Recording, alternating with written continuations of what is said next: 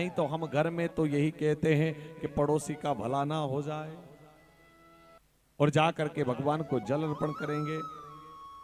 नहीं, जलन वाला भाव होगा यदि हमारे मन में एक दूसरे की टांग खींचने वाला भाव होगा, एक दूसरे का बुरा सोचने वाला भाव होगा, तो परमपिता परमात्मा कभी भी हमारा कल्याण नहीं कर सकता। जिसमें दूसरों का सुख दिखेगा उसमें ही परमात्मा कल्याण करता है। परहित सरस धर्म नहीं भाई, परहित और पर पीड़ा, जो दूसरे के दुख को अपना दुख समझता है, जो दूसरे की दर्द को अपना दर्द समझता है, जो दूसरे को पीड़ा को अपना पीड़ा समझने लग जाता है, समझ लीजिए देवादिदेव महादेव उस पर जल्दी कृपा करते हैं। इधर तो आप भगवान को जल चढ़ाते हैं, पुष्प चढ़ाते हैं, पूजा करते हैं, और बाहर निकले और किसी ने पूछा कि कहां गए थे, बोले तुमको क्या करना, और इधर जल का लोटा हाथ में और मुंह चढ़ाए हुए इससे गुस्सा कर रहे हो, उससे लड़ाई कर रहे हो।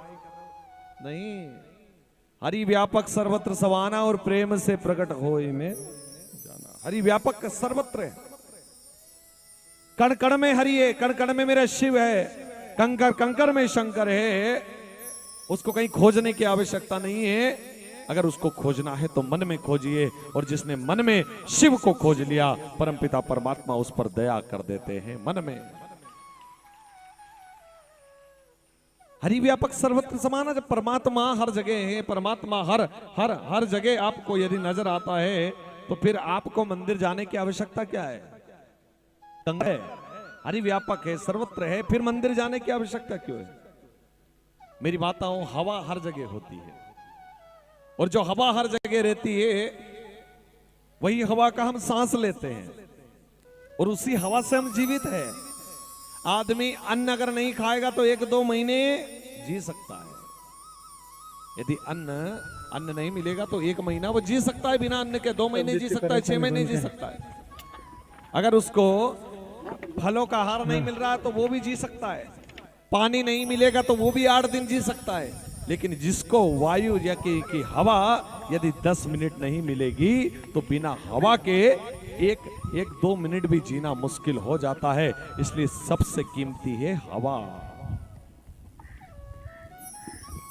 जिस तरह हवा हर जगह होती है, उसी प्रकार मेरा परमात्मा है। वही हवा जो तुम्हारी श्वास में जाकर के तुम्हें प्राण दे रही है, वो हवा कोई और नहीं, वो हवा स्वयं शिव है, जो तुम्हारे अंदर प्रवेश करके तुम्हें प्राण दे रहा है। वो हवा शिव है, हर जगह है वो।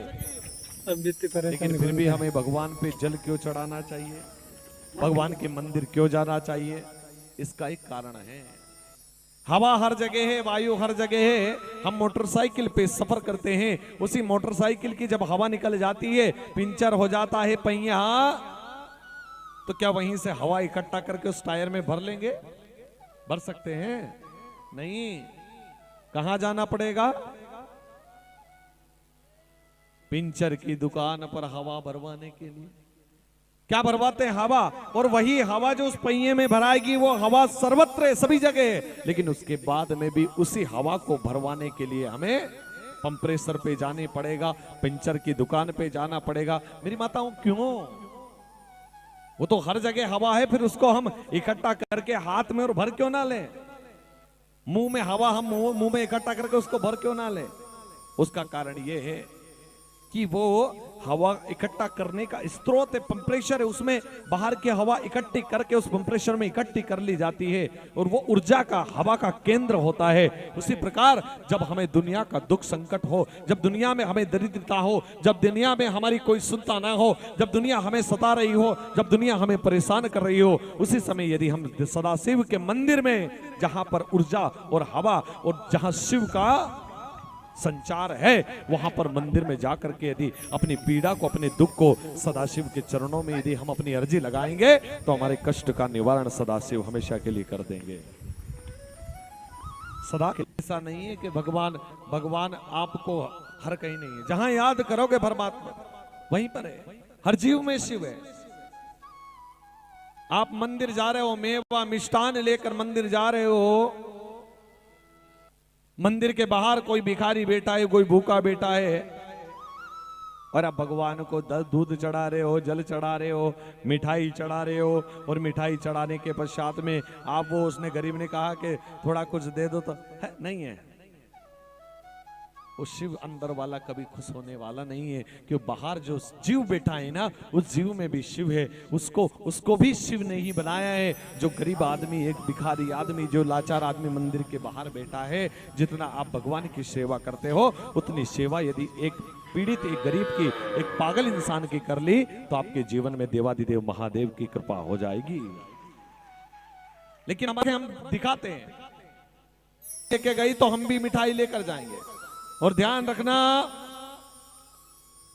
यदि हमारे माँ की चुनरी फटी है, हमारी माँ की साड़ी फटी है, हमारी माँ को भोजन नहीं मिल रहा है, हमारा पिता को भोजन नहीं मिल रहा है, हमारे पिता का वस्त्र फटा हुआ है, हमारी माता का वस्त्र फटा हुआ है, और आप कितना ही माता को चाहे 100 मीटर की चुनरी चढ़ा दो, वो माता कभी खुश होने वाली नहीं है यदि घर की माँ खुश नहीं रहेगी। इसलिए पहले घर की माँ को खुश रखना सीखिए।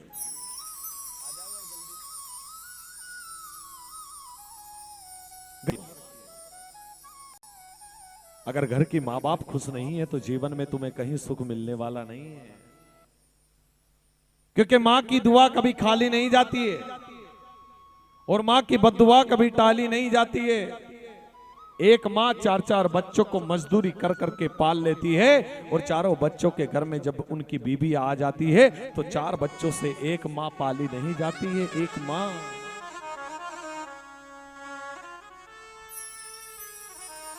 आइए हम पावन